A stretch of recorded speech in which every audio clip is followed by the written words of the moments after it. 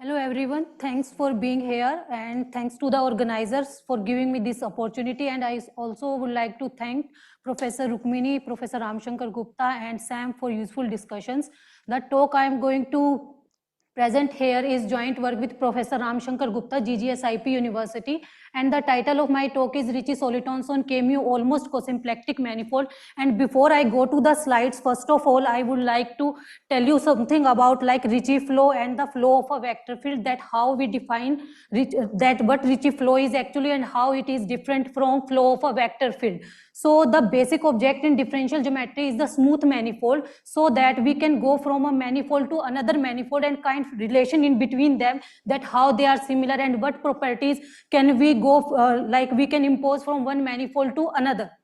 So there are two type of geometric quantities, one is intrinsic and one is extrinsic. So intrinsic quantities are like geometric Gaussian curvature and the metric of a manifold, and the second, the extrinsic quantities are the mean curvature flow, and which depends upon the embedding of a manifold in some other ambient space. So Ricci flow belongs to the first category. It is some intrinsic geometric quantity, and this is completely different from the flow of a vector field. So like when we define flow of a vector field, what we should have, suppose we have a manifold M and a point P is here. So for every open neighborhood U of a point P on a manifold, there exists an open set in R cross M such that the map phi from R cross M to M is defined by phi TQ is equal to CQT. This should be differentiable, and this is a curve.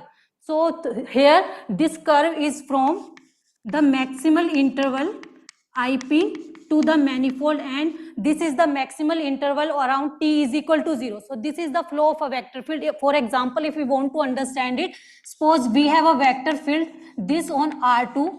So if we find flow of this vector field, then here we have dx upon dt is equal to x and dy upon dt is equal to y. So when we integrate it, so we take some initial point and some final point up to which we want to go. So for this, suppose we are integrating this, so we take some x naught to xt star at particular time, and dx upon x is equal to integration from some 0 to t star dt. So after solving this, what we will get that this x will be equal to some x naught et star. Similarly, we get the solution for y naught et star. So we can write it as the flow of a vector field as et star x naught y naught, and we can also represent it as et xy. So this is the flow of a vector field. But when we come to the Ricci flow of a vector field, then in this what we have a Riemannian metric Gij and its corresponding Ricci curvature. So in this what we see that the non-linear partial differential equation Gij is equal to -2. This is the Ricci flow equation, and there are there are some intuitive and special solutions of the Ricci flow equation which I am going to talk. Those solutions are eternal, ancient and immortal solutions. So this eternal solution exists for all infinite time, and this ancient solution exists for this where this w is greater than infinity, where this is less than infinity. And for immortal solution we have this maximal time interval for which this is greater than -infinity. So there are corresponding three solutions we talked about: eternal, ancient and immortal. And when we talk about this eternal solution, the solution related to it is steady Ricci soliton, and the solution related to this is ancient is shrinking,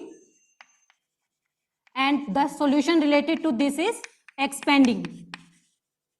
So we can also have example of this, like for shrinking, if we talk about, we can take the example of sphere, that after some time from when we start from time -infinity and go to like 1/2, when we solve the conditions of like metric of a sphere, then here this should be 1/2, and in that after that time this sphere will shrink to a point. So these are the main things we will study here, that what type of solution will on a manifold will lie, whether the soliton will be shrinking, expanding or steady. So when we come to this, so the thing is that So these are the contents.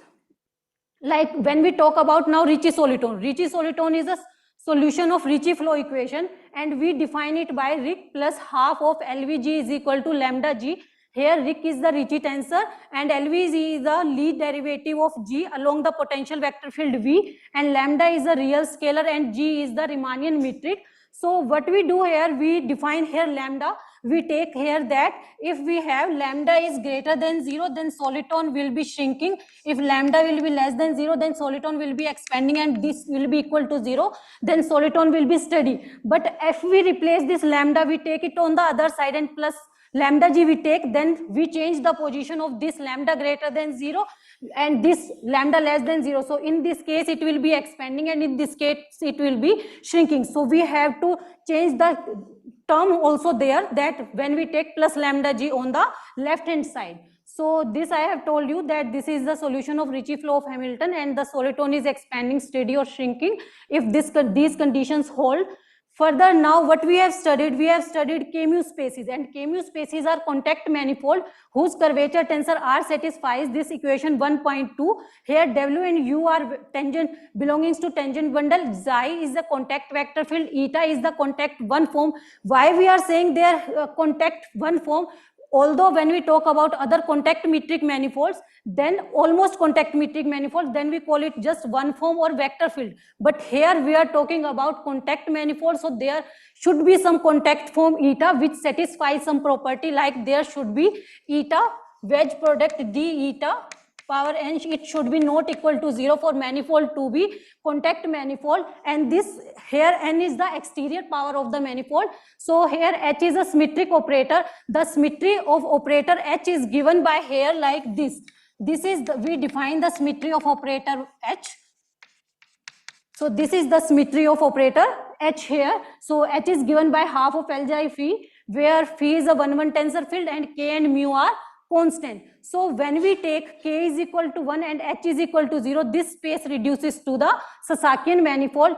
And the one more thing, that if K and mu can be functions here, so if they are functions, then we call it generalized K-mu spaces. So many authors have studied these K-mu contact and K-mu almost contact manifolds from different aspects, and many authors have investigated and examined from different point of view on different manifolds and submanifolds also. So what we have done in this, like Chen in 2018 proved that there do not exist Ricci soliton on K-mu almost cosymplectic manifold, and in 2019 he corrected his result and showed that for this range of mu, like -1/2, mu less than 0 and mu not equal to 0, Ricci soliton will not exist. But we found an example for this, and we proved this, that Ricci soliton exists for all values of K and mu. There is condition on K that K should be less than equal to 0, it cannot be positive, which I tell you later.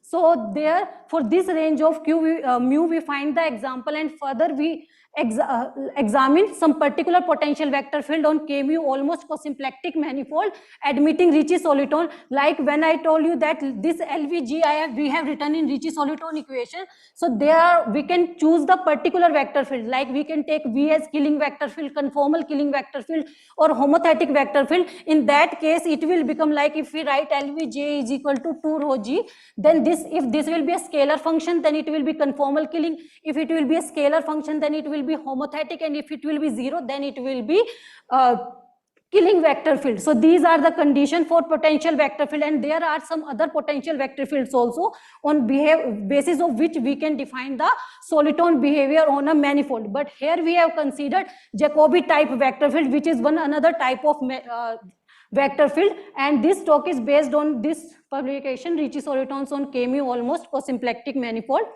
So first of all, what we should have an almost contact metric manifold, because going to contact metric, it should be contact metric manifold which satisfies these 2.1 and 2.2, and here phi, xi, eta and g are, phi is 1-1 tensor field, xi is vector field, eta is one form, and g is Riemannian metric. So here we can't say that eta is contact one form or not. When we come to contact manifold only, then we say that it will be a contact one form.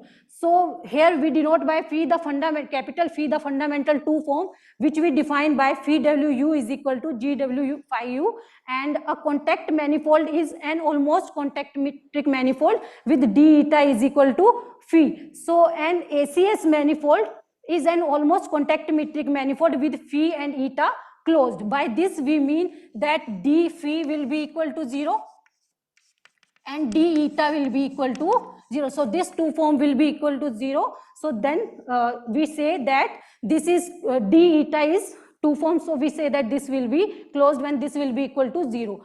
And a normal almost cosymplectic manifold is called a cosymplectic manifold. By normal almost cosymplectic manifold we mean that xi will be a killing vector field on this, then manifold will be, that will be normal almost cosymplectic manifold, which we call it as cosymplectic manifold.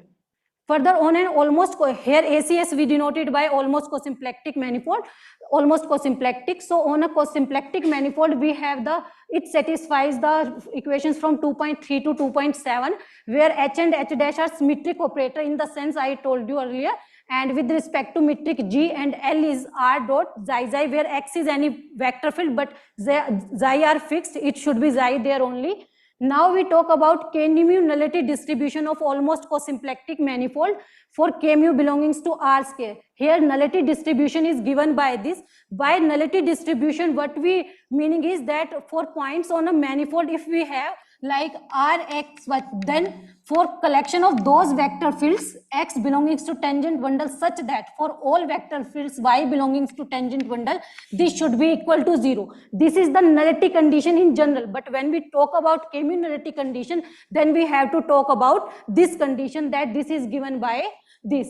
So these are also the conditions which almost cosymplectic manifold satisfies, where xi belongs to k-mu nullity distribution. In this, when I have defined earlier that R, X, Y, Z, there we take at Z, xi at the place of Z. Then we say that xi belongs to k-mu nullity distribution. And also on Riemannian manifold, these commutation formulas hold, and by using this, we prove our main results. So these are the also conditions satisfied by almost cosymplectic manifold. The condition I told you earlier that k should be less than equal to 0, because here theta square is minus k. So from this, time is up. I must ask you to conclude. Sorry, time is up. You should conclude now. Okay, 12 minutes. Okay, like 2 minutes I have. Can you wrap up in a minute? Okay, I will try. So we have given example of the range in which they have told that Ricci soliton will not exist. This is the example, and we find the covariant derivative, Lie derivatives, and further Riemann curvature tensor, this symmetric operator, and with the help of that we find the value of k and mu, and the potential vector field we obtain and find the soliton constant. So this is the case, and further then we have find the Lie derivative of Riemann curvature tensor, and then this is the main result. We have proved that for all values of k and mu, Ricci soliton will exist, and this is the case of Jacobi type vector field which lie along the geodesic. And then further, by using the main properties of Jacobi type vector field on a manifold and using this lemma, we proved that Ricci, so what will be the value of Ricci soliton, like what value will be of the lambda will be, and what will be the value of trace of B. So these are the remarks, and other theorem here we have taken V as collinear with structure vector field xi. So here we have find this result, that in this case B should be constant and soliton will be steady. And in other also we have find different examples, and in those examples we find the symmetric tensor B. Here B is symmetric in the same sense we defined as B. So here we have concluded that how it is, these examples are proving the, like supporting the results we have given in theorem. So these are the examples for different values of k and mu. So you can see for different values of k and mu, we have given all type of example for all ranges of k and mu. And further, these are like Ricci flow is not only related to mathematics only. There are many research papers related to Ricci flow in physics, biology and chemistry. There are also papers in economics and networking flow also, but here I am written here only physics, biology and chemistry related papers. And these are my future plans to study minimal surfaces and all, like to for future perspectives. And these are the references. Thank you. Time for questions.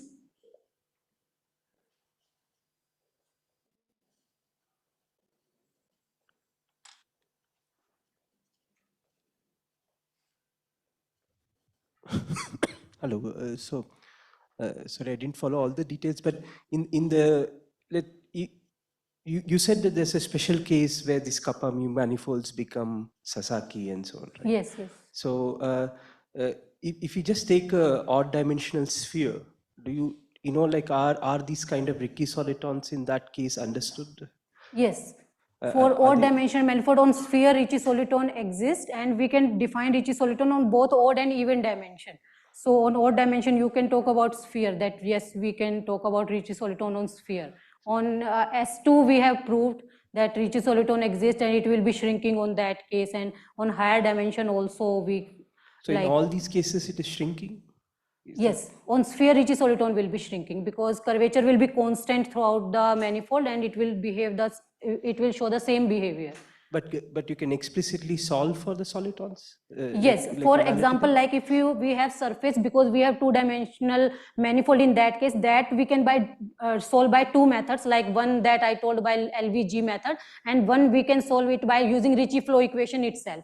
For S2, we have solved for both, like Ricci flow equation and using Ricci soliton equation. It will give you the same solution there also. And for higher dimension, like for 3 and 4, you can do it like manually also, but when you go to higher dimension, then you have to go for this particular Lie derivative and all. And yes, you can find example of 2n plus 1 dimension also. We have some examples of 2n plus 1 dimension also, but to show we have given it for 3 dimension for easy to understand, because we can clearly show that what the vector fields are and other things. In 2n plus 1 also we can find the examples here. Okay, so just one more question. So Yes. are the moduli space of these Ricci solitons well understood? So actually I have no idea about moduli spaces that much. Just a So set of all Ricci soliton solutions. Like how are they like isolated, or is there a continuum parameter which characterizes them? So no, lambda is a real scalar, so it can take any value. If it will be less than 0 on any manifold, then it will be like I have talked about that it will be expanding. If it will be 0, then it is sure that it will be steady, but it can take any value of lambda. It is not fixed that it will take any particular value, because here we have also given examples where there are different values of lambda, and lambda can be positive and negative, and then it will be shrinking or expanding, depend upon the value of lambda and its sign. Okay, thank you. Okay, time is up, so let's thank Savita again. You can catch her later if you have more questions.